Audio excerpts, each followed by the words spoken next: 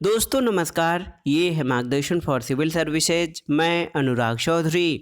दोस्तों लूसेंट जी के सामान्य ज्ञान श्रृंखला में इस वीडियो में प्रस्तुत है विश्व इतिहास यानी वर्ल्ड हिस्ट्री से संबंधित महत्वपूर्ण तथ्य जो आपके आगामी परीक्षाओं के लिए बहुत ही उपयोगी हैं। इस वीडियो में हम वर्ल्ड हिस्ट्री के इम्पोर्टेंट टॉपिक पुनर्जागरण यानी रेनेसा, अमेरिका का स्वतंत्रता संग्राम, फ्रांस की राज्य क्रांति, इटली का एकीकरण, रूसी क्रांति, औद्योगिक क्रांति और इंग्लैंड में क्रांति से संबंधित सभी महत्वपूर्ण तथ्यों को कवर करेंगे। तो आइए शुरू करते हैं। लूसेंट जी के सामान्य ज्ञान श्रृंखला के अंतर्गत विश्व इतिहास से संबंधित महत्वपूर्ण तथ्य। सबसे पहले इसमें हम पुनर्जागरण के संबंध में जानेंगे। दोस्तों पुनर्जागरण का प्रारंभ इटली के फ्लोरेंस नगर से माना जाता है और इटली के महान कवि दांते, जिनका समयकाल 1260 से 1321 ईस्वी रहा, इनको पुनर्जागरण का अग्रदूत माना जाता है और दांते का जन्म इटली के फ्लोरेंस नगर में हुआ था। दोस्तों दांते ने प्राचीन लैटिन भाषा को छोड़कर तत्कालीन इटली की बोलचाल की भाषा टस्कन में डिवाइन कॉमेडी नामक काव्य लिखा। इसमें दांते ने स्वर्ग और नरक की एक काल्पनिक यात्रा का वर्णन किया है। दांते के बाद पुनर्जागरण की भावना का प्रश्रय देने वाला दूसरा व्यक्ति पेट्रार्क था, जिसका समयकाल 1304 से 1367 ईस्वी था।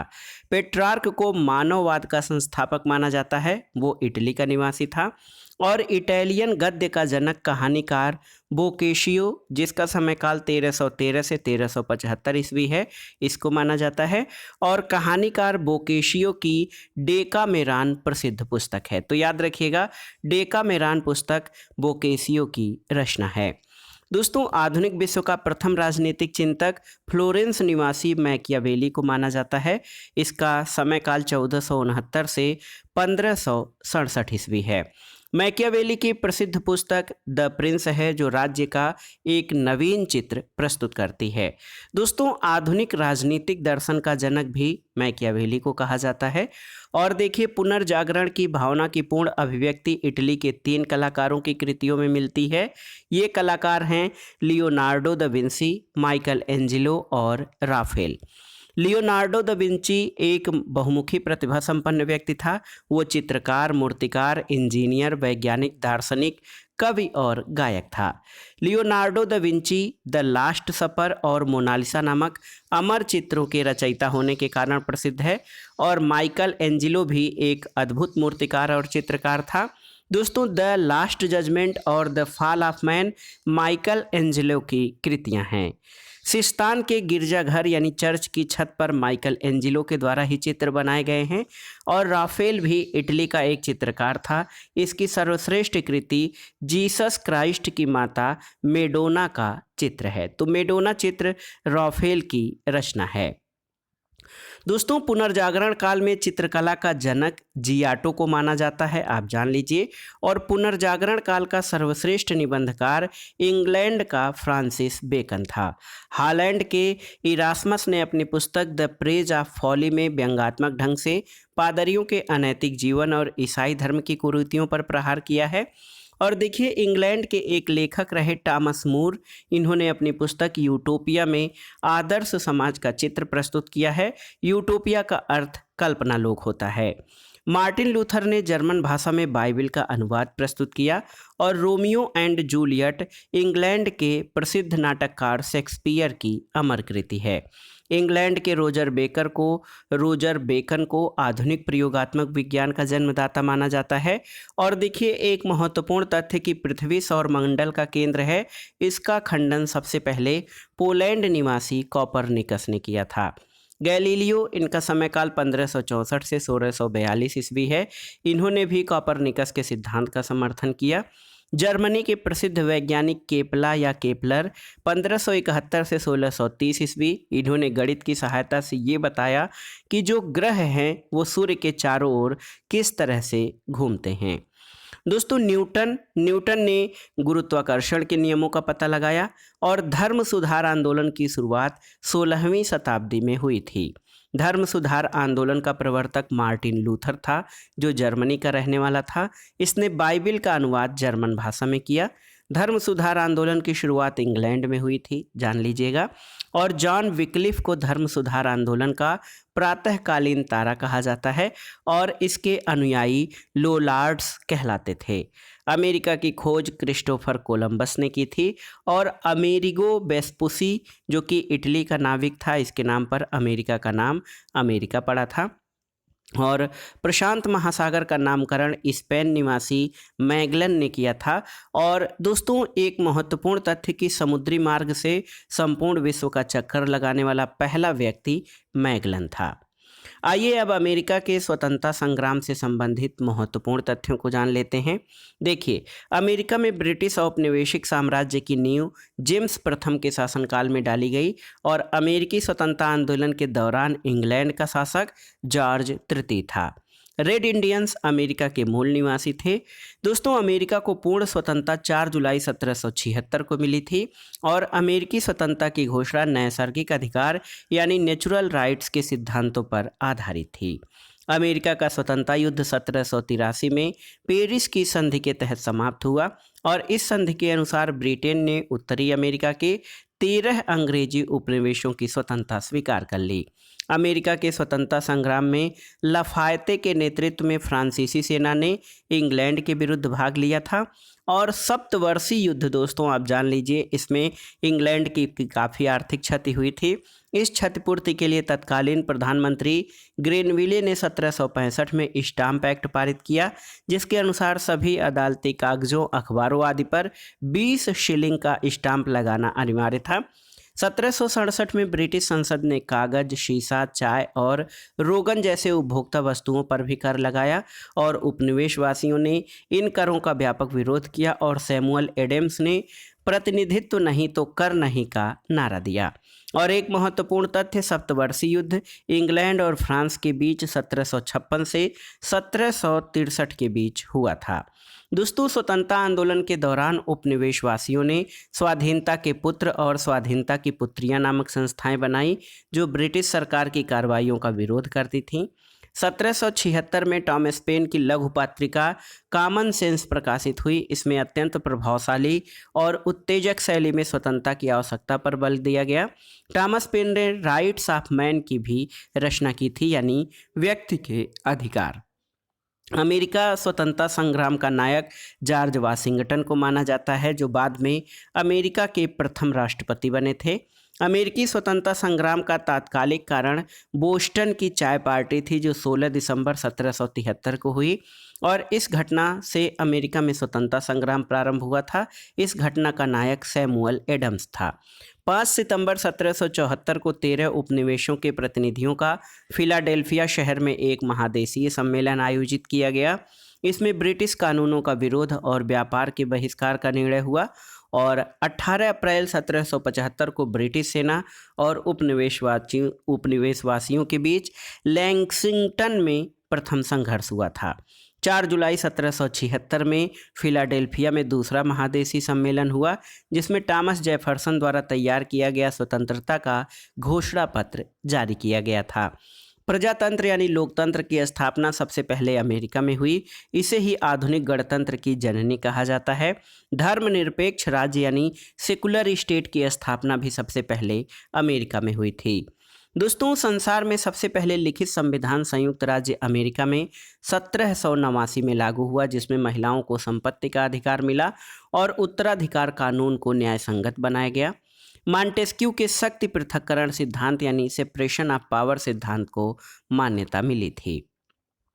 1781 में उपनिवेशी सेना के प्रमुख आत्मसमर्पण करने वाला ब्रिटेन का सेनापति लॉर्ड कॉर्नवालिस था और अमेरिका विश्व का पहला देश था जिसने मनुष्यों की समानता और उसके मौलिक अधिकारों की घोषणा की थी। अमेरिका में दासों के आयात को 1808 में अवैध घोषित किया गया और अब्राहम लिंकन अमेरिका के राष्ट्रपति 1860 में हुए थे। अमेरिका में गृह युद्ध की शुरुआत 12 अप्रैल 1861 में दक्षिण और उत्तरी राज्यों के बीच हुई। दक्षिणी राज्य दासता के समर्थक और उत्तरी राज्य उसके विरोधी थे। अमेरिकी गृह युद्ध की शुरुआत दक्षिणी कैरोलिना प्रांत से हुई थी और इस युद्ध के फलस्वरूप दास प्रथा का अंत हुआ था। 1 जनवरी 1863 को अब्राहम लिंकन ने दास प्रथा का उन्मूलन किया।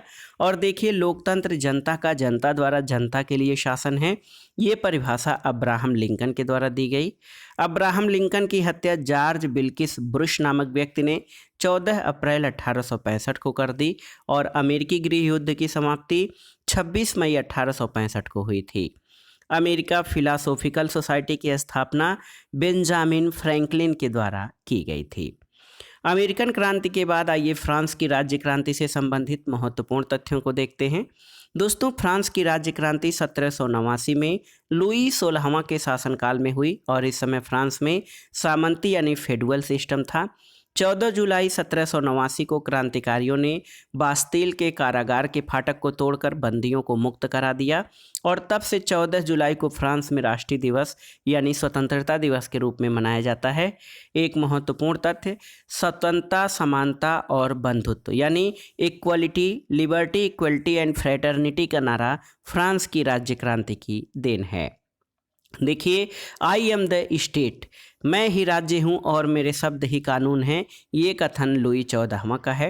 राजा की निरंकुशता और स्वेच्छाचारिता पर अंकुश लगाने के लिए फ्रांस में पार्लमा नामक संस्था थी जिसकी संख्या 17 थी और जिसका गठन न्यायालय के रूप में किया गया था।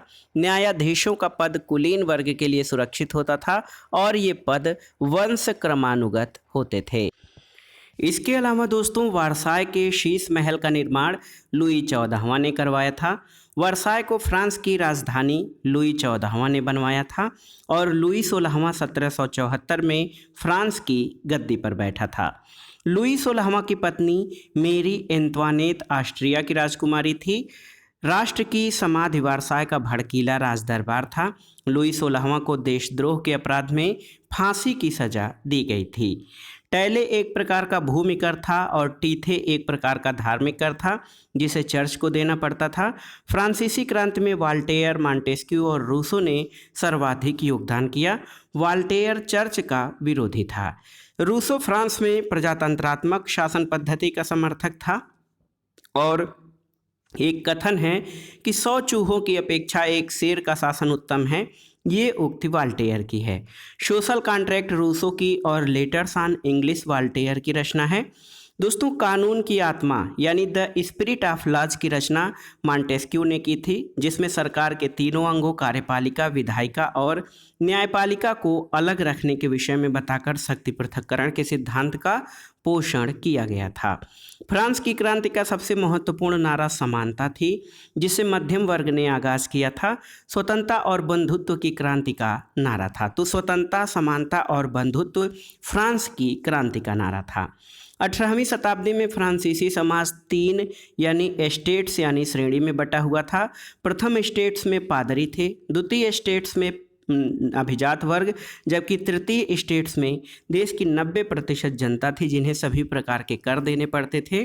इस वर्ग में व्यापारी, डॉक्टर, वकील, जज, अध्यापक, शिक्षक, लेखक, शिल्पी, किसान, मजदूर आदि सभी शामिल थे।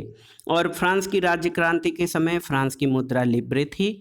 स्टेट्स जनरल के अधिवेशन की शुरुआत 5 मई 1789 में हुई।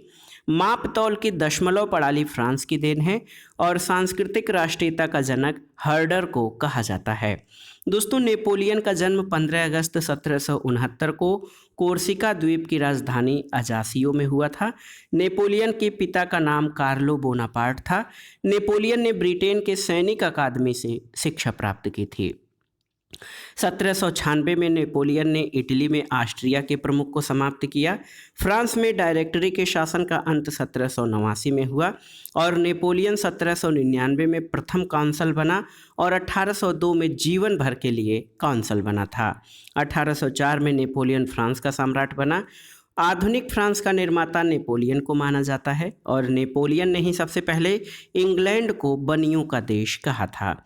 नेपोलियन की पत्नी जोजेफाइन को तलाक देकर ऑस्ट्रिया की राजकुमारी मेरिया लुइसा से शादी की थी। नेपोलियन ने अपनी पत्नी जोजेफाइन को तलाक दिया और ऑस्ट्रिया की राजकुमारी मोरिया लुइसा से शादी की थी। ट्राफलगर का युद्ध 21 अक्टूबर 1805 में इंग्लैंड और नेपोलियन के बीच हुआ। नेपोलियन ने बैंक ऑफ फ्रांस की स्थापना 1800 ईस्वी में की थी। दोस्तों, नेपोलियन ने कानूनों का संग्रह तैयार करवाया जिसे नेपोलियन का कोड कहा जाता है। नेपोलियन को नील नदी के युद्ध में अंग्रेजी जहाजी बेड़े के नायक नेल्सन के हाथों बुरी तरह पराजित होना पड़ा था और यूरोप के राष्ट्रों ने मिलकर 1813 में नेपोलियन को लिपजिग नामक स्थान पर हरा दिया। उसे बंदी बनाकर एल्बा के टापू पर भेज दिया गया, परंतु वह एल्बा से भाग निकला और पुनः फ्रांस का सम्राट बना। अंततः मित्र राष्ट्रों की सेना ने नेपोलियन को 18 जून 1815 को वाटरलू के युद्ध में पराजित करके बंदी बना लिया और उसे सेंट हेलेना द्वीप पर भेज दिया, जहां 1821 में उसकी मृत्यु हो गई। नेपोलियन लिटिल कारपोरल के नाम से जाना जाता है। नेपोलियन के पतन का कारण था उसका रूस पर आक्रमण करना। इंग्लैंड के वाणिज्य और व्यापार का बहिष्कार करने के लिए नेपोलियन ने महाद्वीपीय व्यवस्था का सूत्रपात किया और वियना कांग्रेस समझौता के तहत यूरोप के राष्ट्रों ने 1815 में फ्रांस के प्रभुत्व को समाप्त किया था। अब आइए इटली के एकीकरण के बारे में जान लेते हैं। दोस्तों, 19वीं सदी के पूर्वार्ध में इटली में 13 राज्य थे। इटली के एकीकरण का जनक जोसेफ मेजनी को माना जाता है। मेजनी का जन्म जेनेवा में हुआ था और इटली के एकीकरण में सबसे बड़ा बाधक ऑस्ट्रिया था। इटली के एकीकरण में सार्डिनिया पीडमोंट राज्य ने अगुवाई की थी और इटली की समस्या को काउंट काबूर ने अंतर्राष्ट्रीय समस्या बना दिया था। इटली के एकीकरण की तलवार गैरीबाल्डी को कहा जाता है। इटली के एकीकरण का श्रेय मेजनी, काउंट काबूर और गैरीबाल्डी को दिया जाता है। यंग इटली एक संगठन था। इसकी स्थापना 1831 में जोसेफ मेजनी ने की। गैरीबाल्डी ने लाल कुर्ती नाम से सेना का संगठन किया और कार्बोनरी सोसाइटी का संस्थापक गिबर्टी था। विक्टर इमैनुअल सार्डिनिया का शासक था। इटली के एकीकरण की शुरुआत लोम्बार्डी और सार्डिनिया राज्यों के मेल से हुई थी और इटली राष्ट्र का जन्म आप जान लीजिए दोस्तों, 2 अप्रैल 1860 को माना जाता है। 1871 में रोम को संयुक्त इटली की राजधानी घोषित किया गया और यदि समाज में क्रांति लानी हो तो क्रांति का नेतृत्व नवयुवकों के हाथ में दे दो, ये कथन जोसेफ मेजनी का है। इटली का एकीकरण 1871 में काउंट काबूर ने किया और इटली की एकता का जन्मदाता नेपोलियन था। अब आइए दोस्तों, जर्मनी के एकीकरण से संबंधित महत्वपूर्ण तथ्यों को जान लेते हैं। जर्मनी का एकीकरण बिस्मार्क ने किया। बिस्मार्क प्रसा के शासक विलियम प्रथम का प्रधानमंत्री था। जर्मनी का सबसे शक्तिशाली राज्य प्रसा था और बिस्मार्क जर्मनी का एकीकरण प्रसा के नेतृत्व में चाहता था। विलियम को जर्मन संघ के सम्राट का ताज 8 फरवरी 1871 में पहनाया गया और बिस्मार्क को सबसे अधिक भय फ्रांस से था। जर्मनी में राष्ट्रीयता का संदेशवाहक नेपोलियन बोनापार्ट को माना जाता है। जर्मनी के आर्थिक राष्ट्रवाद का पिता फ्रेडरिक लिस्ट को माना जाता है और जर्मनी की राष्ट्रीय सभा को डायट के नाम से जाना जाता था। ये फ्रैंकफर्ट में होती थी। 1815 से 1850 के बीच जर्मन साम्राज्य पर ऑस्ट्रिया का आधिपत्य था। ऑस्ट्रिया का चांसलर मेटरनिख था और एकीकृत जर्मन राष्ट्र के निर्माण में दोस्तों राके, बोमर और लसर आदि दार्शनिक और विद्वानों ने महत्वपूर्ण भूमिका निभाई थी। फ्रैंकफर्ट संविधान सभा का गठन मई 1848 में किया गया और विलियम प्रथम के शासनकाल में प्रसा का रक्षा मंत्री वान रून और सेनापति वान माल्टेक था। 23 सितंबर 1862 को बिस्मार्क प्रसा का चांसलर बना। बिस्मार्क का जन्म 1 अप्रैल 1815 को ब्रेडनबर्ग में हुआ था। विलियम प्रथम ने बिस्मार्क को बाजीगर कहा था और सेरेजेवा का युद्ध 1866 में ऑस्ट्रिया ने प्रसा के आगे आत्मसमर्पण कर दिया। 23 अगस्त 1866 के प्राग संधि के तहत ऑस्ट्रिया जर्मन संघ में शामिल हुआ और फ्रांस और प्रसा के बीच सेडान का युद्ध 15 जुलाई 1870 को हुआ था। नेपोलियन तृतीय ने प्रसा के आगे 1 सितंबर 1870 को आत्मसमर्पण किया था। बिस्मार्क ने जर्मनी के सम्राट विलियम प्रथम का राज्याभिषेक वर्साय के राजमहल में किया और फ्रैंकफर्ट की संधि 10 मई 1871 को फ्रांस और प्रसा के बीच हुई थी। सूडान के युद्ध के बाद जर्मनी का एकीकरण संभव हो पाया था। आइए अब रूसी क्रांति यानी रशियन रिवॉल्यूशन से संबंधित महत्वपूर्ण प्रश्न को देखते हैं। दोस्तों, समाजवाद यानी सोशलिज्म शब्द का प्रयोग सबसे पहले रॉबर्ट ओवेन ने किया था। वो वेल्स का रहने वाला था। आदर्शवादी समाजवाद का प्रवक्ता रॉबर्ट ओवेन को माना जाता है। वैज्ञानिक समाजवाद का संस्थापक कार्ल मार्क्स था। कार्ल मार्क्स जर्मनी का निवासी था। कार्ल मार्क्स ने दास कैपिटल और कम्युनिस्ट मैनिफेस्टो नामक पुस्तकें लिखी हैं और फ्रांसीसी साम्यवाद का जनक सेंट साइमन को माना जाता है। दोस्तों, फेबियन सोशलिज्म या फेबियन समाजवाद का नेतृत्व जॉर्ज बर्नार्ड शॉ ने किया था। लंदन में फेबियन सोसाइटी की स्थापना 1884 में हुई थी और दुनिया के मजदूरों एक हो जाओ ये नारा कार्ल मार्क्स ने दिया था। रूस के शासक को जार कहा जाता था। ये जारशाही व्यवस्था मार्च 1917 में समाप्त हुई थी। जार मुक्तिदाता के नाम से अलेक्जेंडर द्वितीय को जाना जाता है और रूस का अंतिम जार शासक जार निकोलस द्वितीय था। दोस्तों, 1917 में हुई रूसी क्रांति का तात्कालिक कारण प्रथम विश्व युद्ध में रूस की पराजय थी। 7 नवंबर 1917 को बोल्शेविक क्रांति का नेता लेनिन था। लेनिन ने चेका का संगठन किया था। लाल सेना का गठन ट्राटस्की ने किया और रूस के जार शासक अलेक्जेंडर द्वितीय की हत्या बम विस्फोट में हुई थी। एक जार एक चर्च और एक रूस का नारा जार निकोलस द्वितीय ने दिया था। रूस में सबसे अधिक जनसंख्या स्लाव लोगों की थी। अन्ना कैरेनिना के लेखक लियो टॉल्स्टॉय थे और देखिए, शून्यवाद के जनक तुर्गनेव को माना जाता है।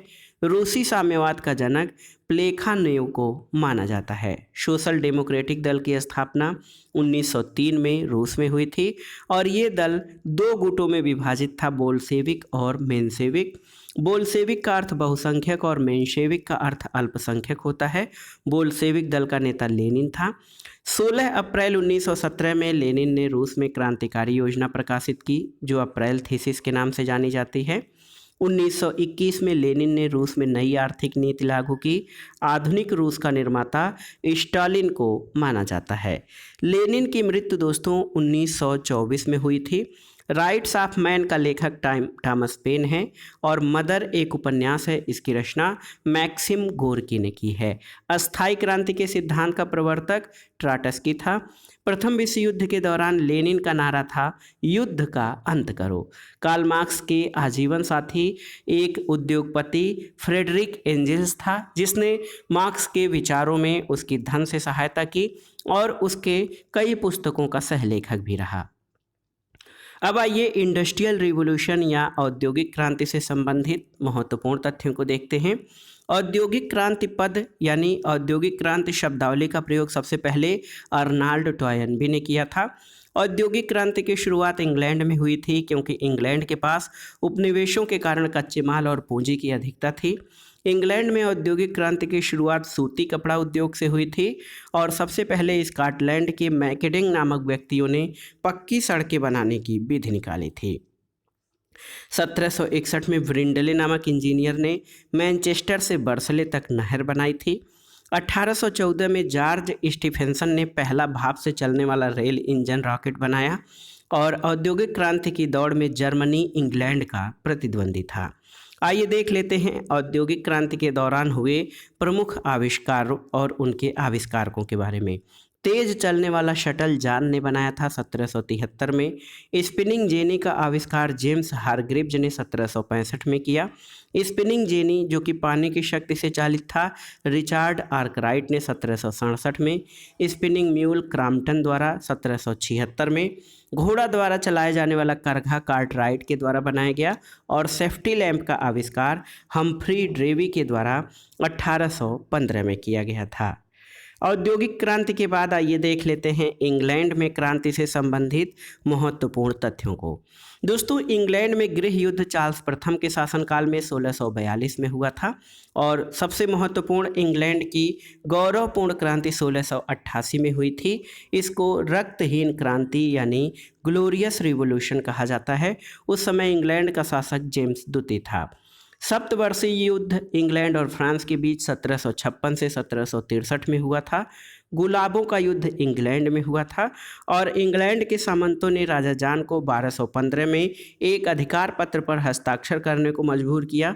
इस अधिकार पत्र को मैग्ना कार्टा कहा जाता है।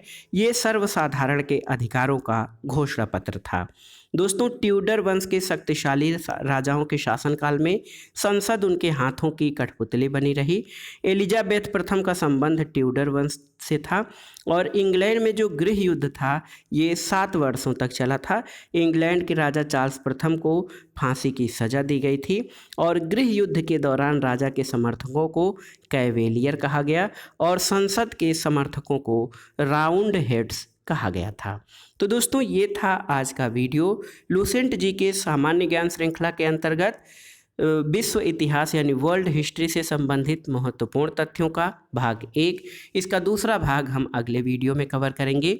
वीडियो को लाइक करें, शेयर करें और इस चैनल मार्गदर्शन फॉर सिविल सर्विसेज को सब्सक्राइब करें। वीडियो देखने के लिए धन्यवाद दोस्तों। नमस्कार।